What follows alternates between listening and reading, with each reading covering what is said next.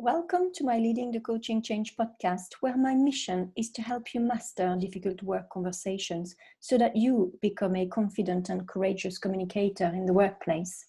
Leading the Coaching Change is here to show you how to use your talents in the best way and finding your unique communication strengths. Let's start having more courageous conversations today. So before we start on to today's episode, I just wanted to share with you a habit that I have on a Friday morning. Now, back in 2017, I wrote a blog called Say Thank You. And in that blog, I explained to the world that I thought that saying thank you is actually really important. So every Friday, I have developed this habit of saying thank you to people. So I'm sending emails, I'm sending video messages, I'm using Bonjoro and Video Ask to do that.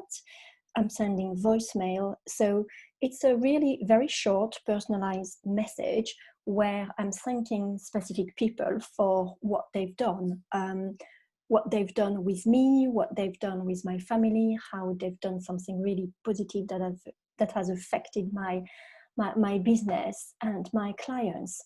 I think that saying thank you is doesn't cost anything, it's just a few seconds of our life, and it shows that we are paying attention to others. I mean, appreciation changes everything, don't you think?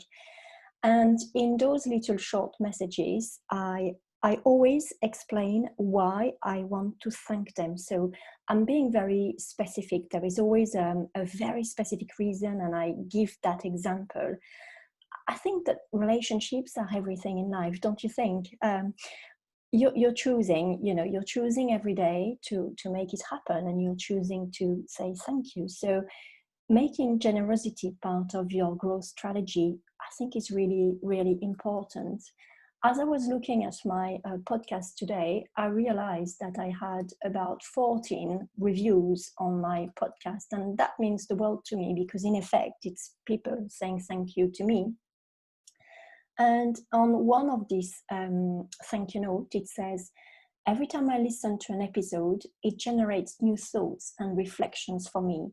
Nadine has a great way of leading the conversation so that they're interesting, informative, and contain really useful bits that, as a listener, I can consider where they might make an impact in my leadership. Definitely have a listen. So you're called Hypnomoon, and you wrote that feedback on 29th of July 2020. So I'd like to thank you because your feedback is really having a huge impact on me. It's keeping me going. Preparing a podcast takes me about, from start to finish, it takes me about 3 hours. So very, very grateful for your feedback, because that's exactly what I want. I want to make a difference in your life, and I want to make sure that I make you think about aspect of your leadership. So thank you for your feedback, and to all of you who are listening to my podcast, thank you very much. And now on to today's episode. So I'm very excited today because it's the 70th episode of my podcast, and I'm very, very privileged to welcome SRĐAN ŠIMAC, who is a judge of the High Commercial Court of the Republic of Croatia. He's also the president of the Croatian Mediation Association. And in 2013, he defended his thesis on mediator as generator of change of judicial system and legal profession. Good morning. I can't hear you. Oh, you've muted yourself. Good morning. Good morning, Nadine. Good morning, and thank you so much for giving me your time, because I know you're very busy. You are very welcome. And you straight away said yes to me, which is really very generous and very kind of you. So did I have any choice to say no? Well, I think we always have a choice in life, but I'm really, really really grateful. So you have a very profile profession, because you're a judge, you're also a mediator. What else would you like to share with us about yourself? Oh yes, you know, all of us have some kind of problem when they ask us, what do you do? So definitely I'm not a judge. Yeah, I am a judge, but I'm not only a judge. So I am a human, and I Okay. love people. I love mediate. I love nature. I love rock music. I love cooking, traveling, and motorbikes. Okay. And I love wild nature. Oh, okay. Okay. So thank you very much for that. You're a judge, you're also a mediator, and I keep saying you're a busy man. So how do you balance both roles? Oh yes, it's pretty common question. You know, when you love something, what do you do? I like to say that in that situation, this is not a work. This is my calling. So at the beginning of my career, I was just a judge, and I really enjoyed in doing that. And I didn't know for anything else in the field of dispute resolution. And at some point, I realized there is something more, or there is something bigger, maybe even better. You know, when I was a young judge, I was thinking that I was so important person, you know, and but there were a lot of triggers why I changed something in my career and my skills and my knowledge. But one was very funny and important for me. When my kids were young, small, people used to ask them, what your parents do for a living? And can you imagine, they used to say, our father is a judge, but our mother is the law. so so I found that I was not so important as I thought, and I tried to find other ways to restore my feeling of importance. And I really found it in mediation, which is amazing addition for everybody, especially for lawyers and judges.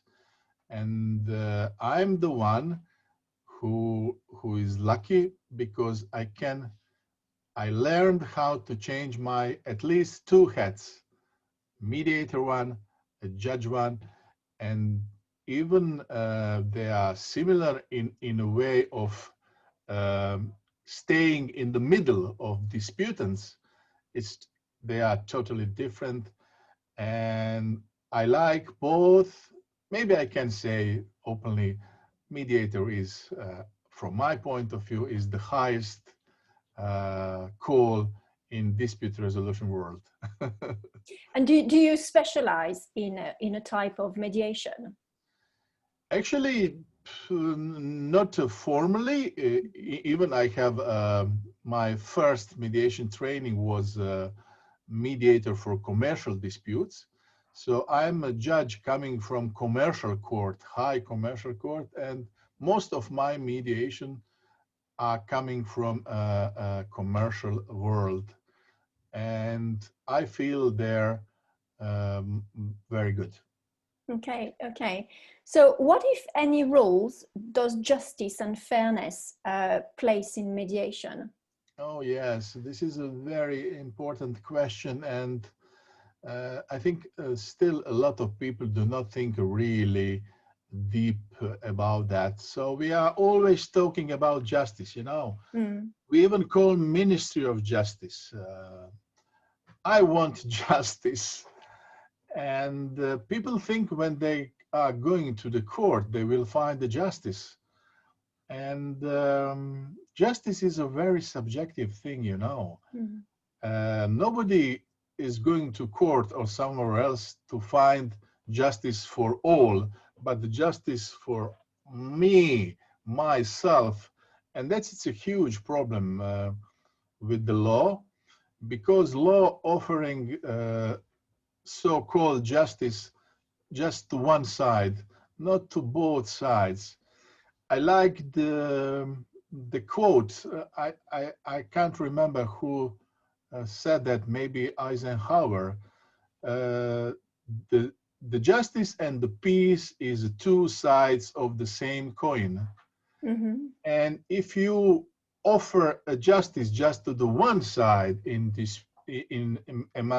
between disputants, there is no solution. There is no good way of solving disputes. But if you achieve peace and justice, what is very possible in mediation, that is the highest level of justice, because you cannot get justice from the court, from some professional, from some state institution. You can only get justice as disputants from the other side in dispute. And that is something what mediators do every day, helping people find their own justice tailored just to them, their needs. I really like that quotation, and actually I'll put it in the notes of this of this Okay. episode. Obviously, you know, we live in the world of COVID, and what has been the impact of COVID on workplace conflict and resolution? Yes, you know, we are now in the moment of when we kind of get to use on it, and it was pretty scary, especially at the beginning. We are still in worry. There is uncertain thoughts about the future, but you know, I am among those who look at the problems as opportunities, and in every problem you can find a solution or opportunity if you work hard to find it. Solution is always in front of us, but we need to be persistent trying to find it. So I look on this as a big opportunity, especially for the legal profession. You know, legal profession is still among the most conservative professions in the world. And this COVID situation, I see, maybe I'm wrong, as the biggest chance for legal profession and legal systems to make changes we postponed for a long time before. So you see, we are talking like this on online platforms. We see each other very well. We can see every bit of our face. We are focused on each other. We choose words, and we listen, trying to understand. So, you know, I think nothing will be the same, even when the COVID will pass. I hope as soon as possible, and even in the judiciary, you know. So many courts in the world started to with online hearings. And can you imagine? You are from France. I'm from Croatia, and if you are not, if you do not live and work in the same city where the court is situated, you have to travel, to be in a hurry, to be in a traffic, to lose a lot of time and cost just to come in another city or another state, to be there maybe half an hour, 1 hour, 2 hours, and then go back and be in jeopardy of all the risks coming from traveling. Now you are in France, I'm in Croatia. We are very well and talk pleasantly. And if we have any problems, we can solve it in this way. And I can say I enjoy more and more in this way, because this is a great alternative. So most of your mediations are now done online?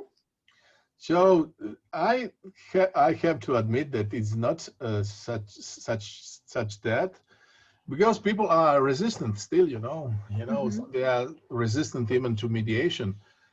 But I started with a few online mediations, and I was also I was a bit skeptic, but I'm not anymore. And I believe, because all of us are becoming very familiar with online communications or online meetings, even solving disputes online will be pretty common. I hope not so far from now. And I know many of my colleagues from, for example, in the United Kingdom or United States. They told me they have 2 or 3 online mediations per week, and they made agreements in all of them. So it's possible. Why not? I'm sure I've read on LinkedIn that you gave a recommendation to somebody who had helped you with Zoom, or would help you set up or something. Did you have to train to actually use Zoom or Teams to do your mediation online? Did you have to?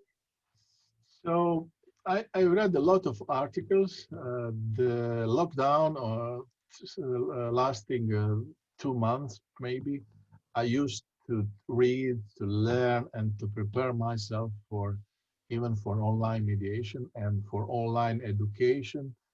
And it's not such a mystery. It's not too much complicated. There are a lot of instructions you can find in videos or articles, and I feel more and more pleasant in it. So people just start with some hesitation, or it was kind of strange, and then they start to be so natural. And we know now that we as humans, we are social beings, and we crave for connections. And now we have an opportunity to be in the same webinar with 50, 100 or more hundreds people, and we feel good together. That's true, actually. I was reading an article about you, and you said, I feel there is no disagreement, conflict, or dispute, especially in a business one, I can't help. Mediation has made me a better human and a better professional. So mediation has transformed you. Yes, definitely. I heard that from many professionals, many people who were introduced to mediation at some point. It happened to me at 2000 in Montreal. I am so grateful to my colleagues, judges in Canada, in Quebec, Montreal. And the group of 15 Croatian judges were there to introduce ourselves, their achievements in judiciary. And one of my fine colleagues, Canadian judges, she started to talk about mediation, and I said, wow. I was totally amazed. I didn't know about it before, and I fell down from the chair. How was I surprised and amazed? And it was the starting point of my change and my evolution as a lawyer and becoming more and more human. So from that point on, I jumped to the mediation world, and I realized all of us, to be successful, should be first humans and then professionals.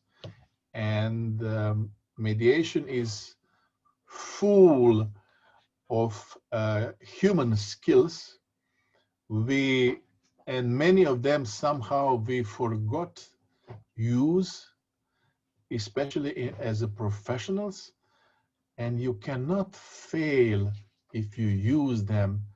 And mediation is just an amazing tool to empower everything what is already in a side of us, what we hided so far. And whenever you introduce humanity in a conflict, conflict fade away. You know. So you talk about human skills. So do you want to tell us a little bit more about those? Okay. So I used to say that, especially as a mediator, but I'm trying to do as much as possible, even as a lawyer and a judge. So I'm begging mediators or the future mediators in basic mediation trainings, please take off your professional masks from your face, put it on the table, and be authentic person what you are. I am a SRĐAN ŠIMAC. I'm not a judge, mediator, arbitrator, lawyer. I'm a SRĐAN ŠIMAC. And when you are human to human, that is the best way to solving all kind of disputes. And mediation is teaching us about communication skills, how to communicate, how to use the words, how to change our perspective and realize that our sense of righteousness is not the measure of punctuality. How to listen. Can you imagine? Listening is the most powerful human skills we forgot at all. Just try to be persistent and listen someone carefully. You will discover huge fortune from every person. How to manage your reactions, how to manage conflicts. What is the conflict? How to negotiate, how to mediate, how to use the silence in conversation. Amazing and endless field of multidisciplinary knowledge. I strongly recommend to everybody to adopt as soon as possible. I love that. I really love that. So how has mediation helped you be a better judge, a better lawyer, a better arbitrator? Okay, so you know, all of us used to jump in our roles in our lives, and we change them without thinking about it. We are not aware of changing our roles. So I am a father, husband, son, a lawyer, neighbor, judge, mediator, arbitrator. And somehow in each of these roles, there is a special kind of our face or a mask. So you will see, I like to tell that and to admit that we lawyers and especially judges are trained to be strict, formal, with a serious face, to not show emotions. And if you meet a judge before the hearings, somewhere in a corridor or in some, I don't know, somewhere at the table, you will see fine, amazing person. But when we come in the courtroom, we put professional mask of the judge number 5 and become someone else. Why we do it? But there was something we used to do for a long time from the history, but this is not the history. This is a now present moment. So if we continue to become strict, formal, and pretending that we are above the people in the courtroom, we will stay in a huge problem in which is a legal profession, which is still not aware that we are not above the people. We are just servant to the people, and we are in a business of helping people solve their problems. We are in business of solving other people's problems. And me as a judge, I feel myself as a public servant. And if I ask you, Nadine, what do you think? Who is the most important person in the courtroom? Ah, what do you think? Hmm. What do you think? What would you respond to your own question? It is not a judge. Parties are the most important person. If we do not change that, they will change us or replace us. So there is a huge new movement in judiciaries coming again from the United States called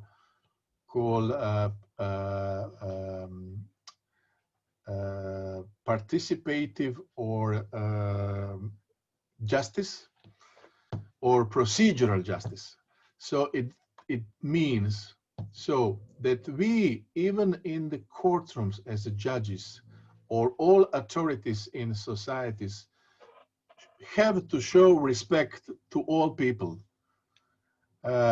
If I, as a judge, call people with their names, show respect, dignity, empathy, if I treat them as humans with the big problems and as a person who is here not just to decide by the law, but to help them find the solution. And if I make them possible to tell to me not just what is legally relevant for me, but what is relevant for them, they will feel respected, heard, understood, and that everything is fair, and they will respect me. They will respect my decision. They will respect the court and the system. And the base for this approach, which works amazingly, but in a small amount still, is an article from Professor Tom Tyler, Why People Obey the Law. Okay. So if we show respect, they will obey law voluntarily. Okay. So again, I'll try to dig out this article and I'll put it in the show notes. And I want to read that actually. It sounds really... Yes, please. Okay, okay. And you will find, and please find amazing video of my colleague judge, Victoria Pratt, with 2T at the end, how judges show respect in the courtroom. Amazing video and the TED Talk. How can we do it without needing new laws, new reforms, just be humans with authority? Okay.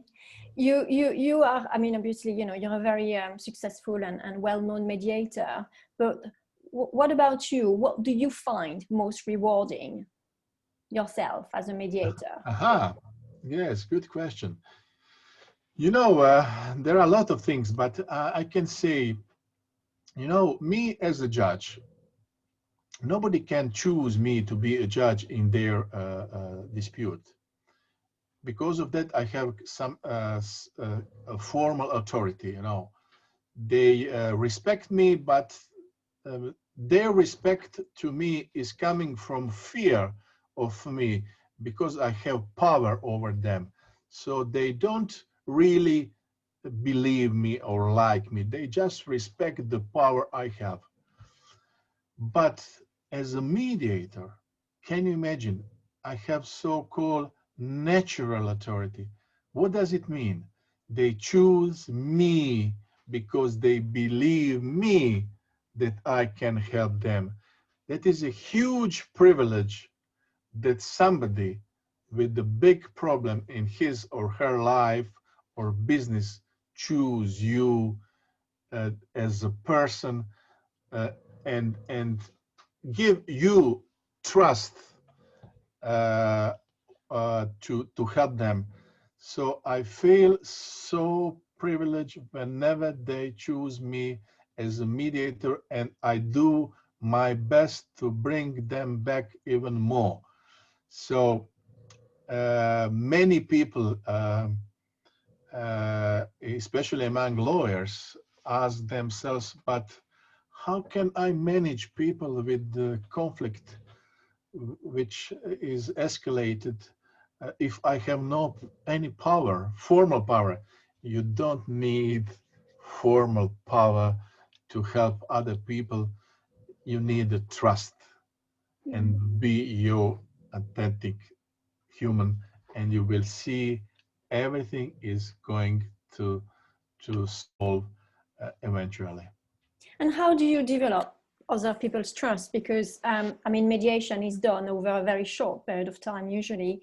So how can you develop that level of trust very quickly?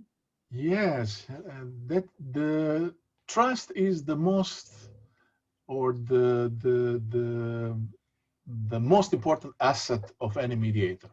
So if they choose me, maybe they know me, maybe they know me for my reputation, or they heard somewhere about me.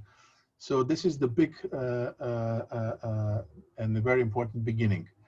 When I am nominated as a mediator, I immediately call them by phone, lawyers and the parties. Hi, I'm SRĐAN ŠIMAC, your mediator. Thank you very much. You have chosen me and you gave me a trust to help you. I would like to talk a little bit more before we meet. And people love that, Me as a judge, I cannot call people before the hearings. How are you today? So at that moment, they connect my voice with everything they knew and heard about me. And then we exchange probably some emails, some briefs, and definitely I always have preparatory meetings, for both sides. In that preparatory meetings, we will see each other in live, and they now connect a face with the voice and what they knew about me. And we start as humans, like old friends, not just as friends, but as a open and friendly persons.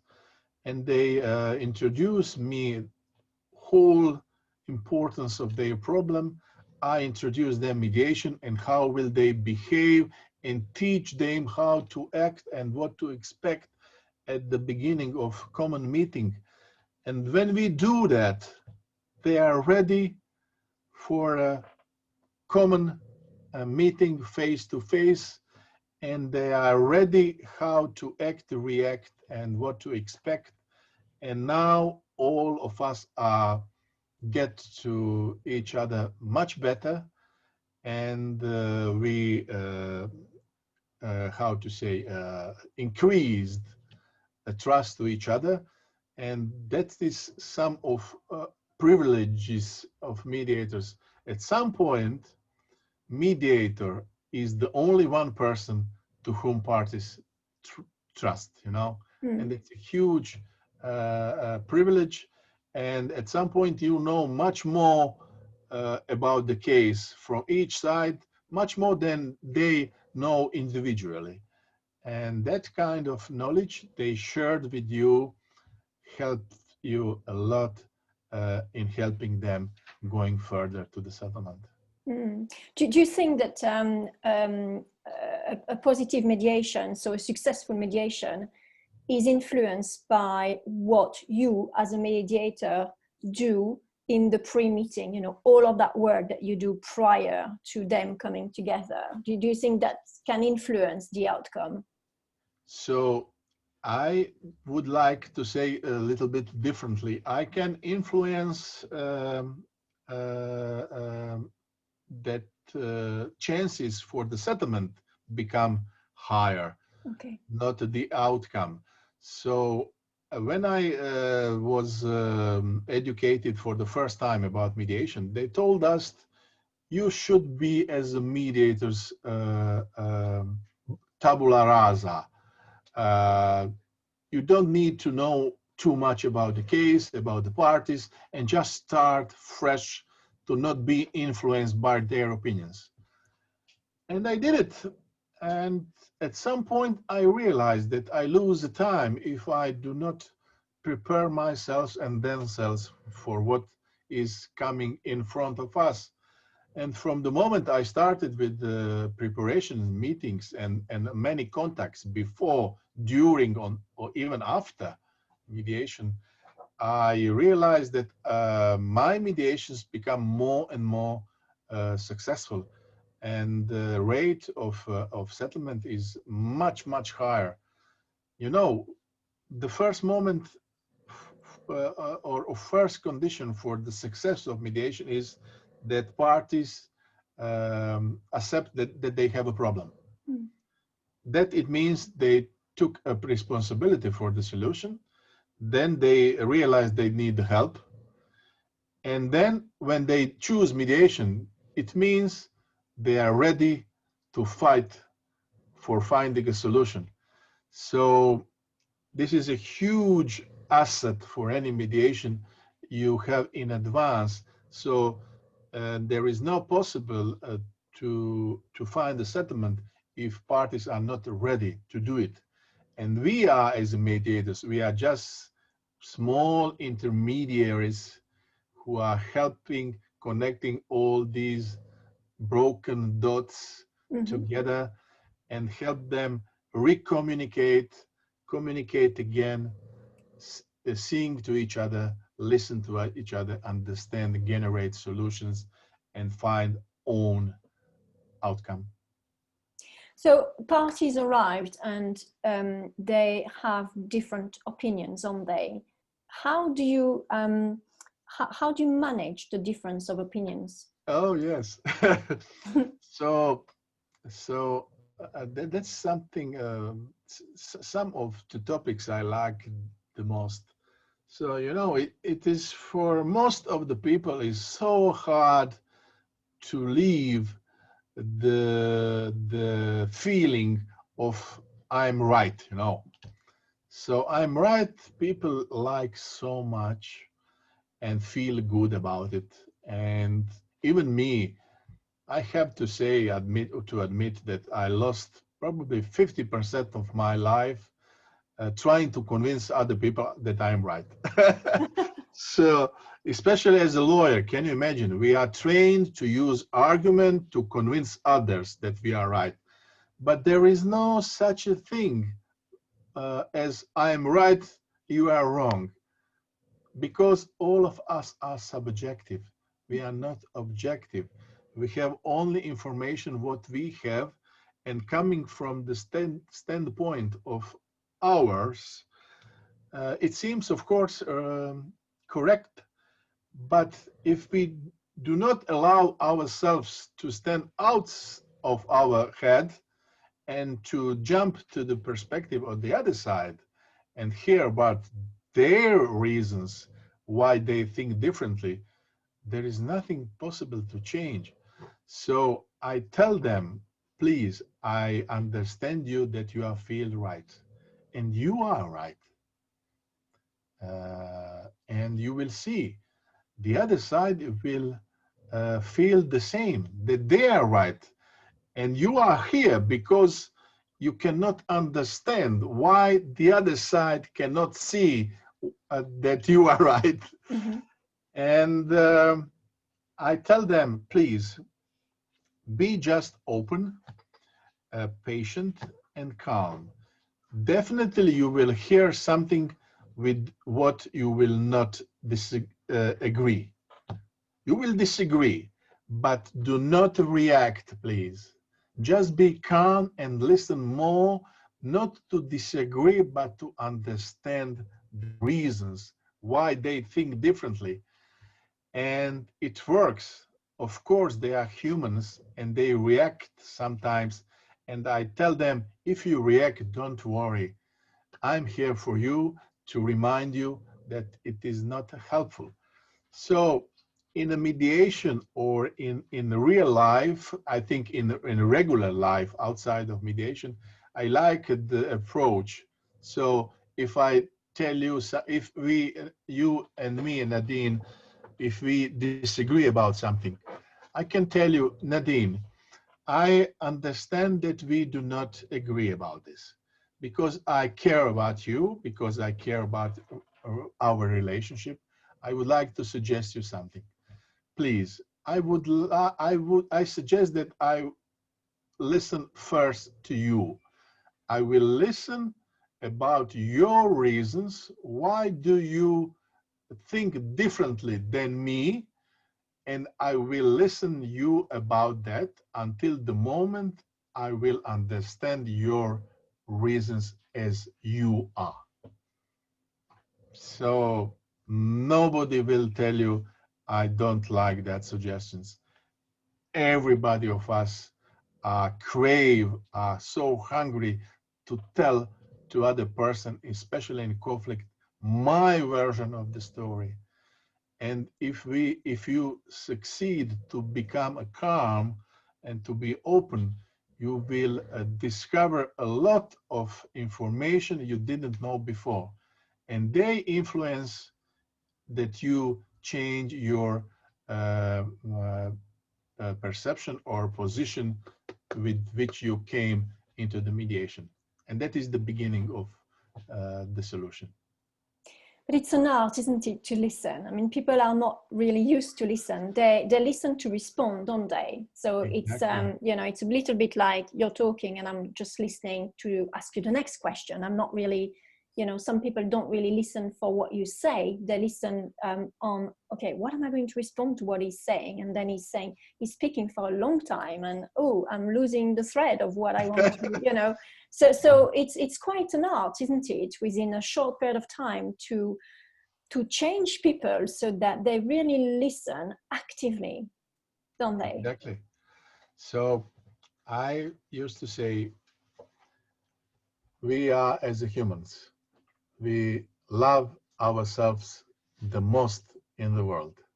So we do nothing than think about ourselves. And other people are somewhere else in our mind. And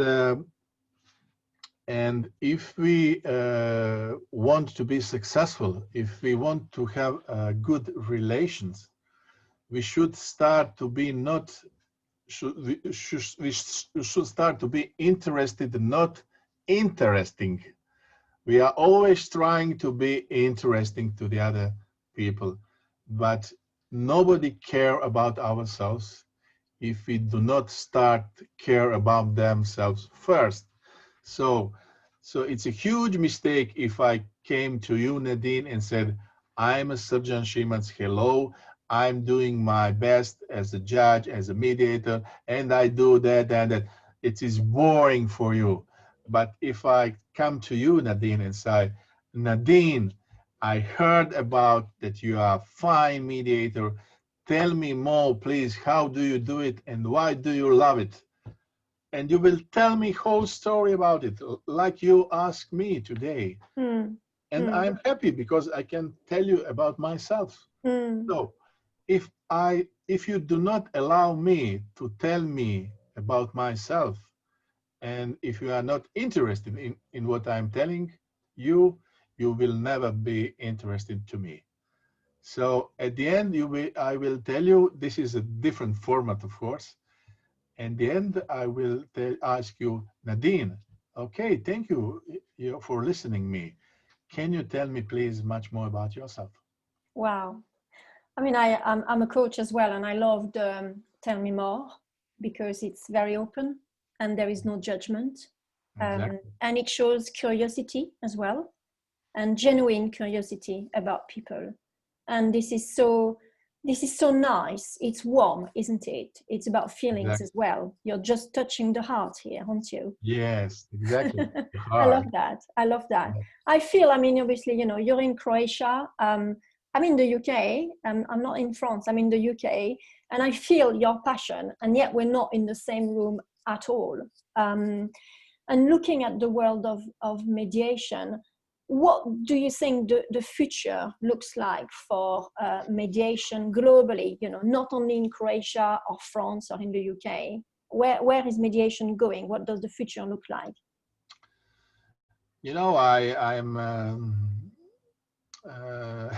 I'm optimist on duty.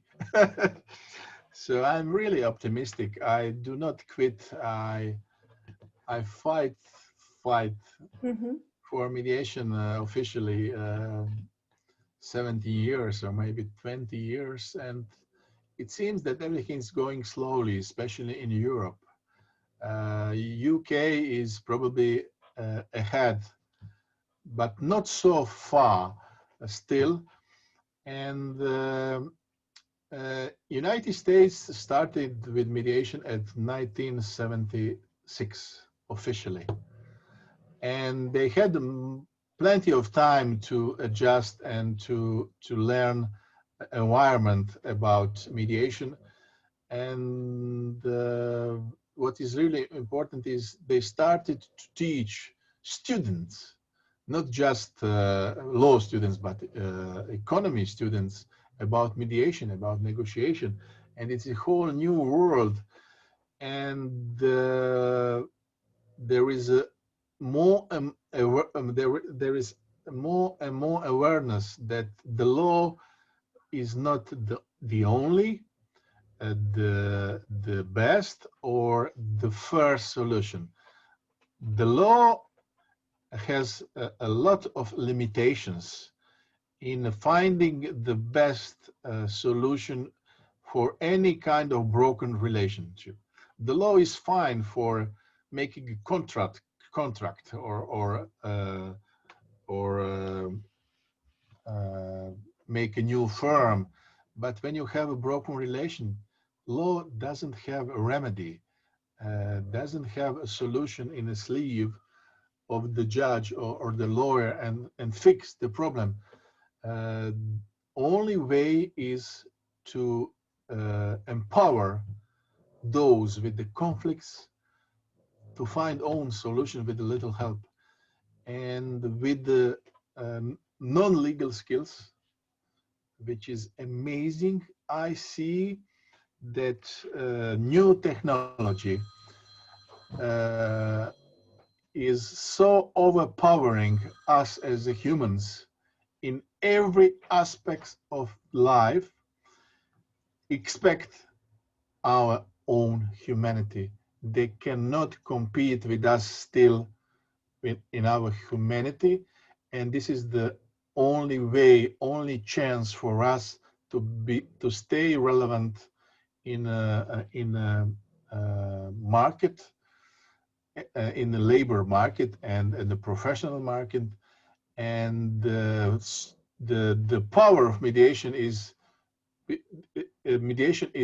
applicable on every level of society, from kindergarten to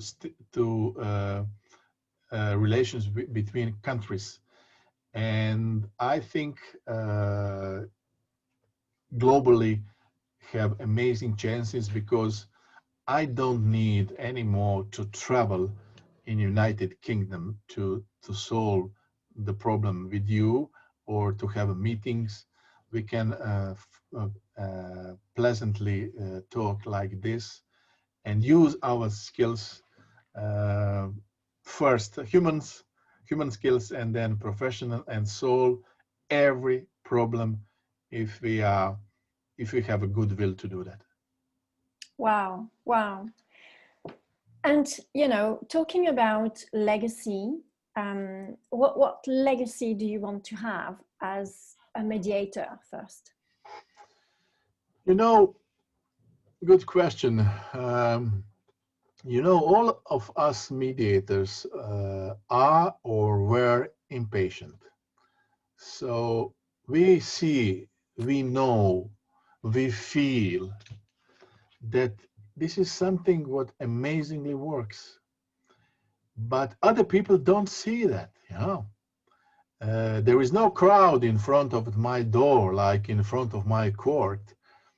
And we need to find a way how to push those people waiting in front of the court, with which are not happy most of the time, need another way. So I lost, I cannot say completely, but I quit with my impatience, you know, when it will happen really.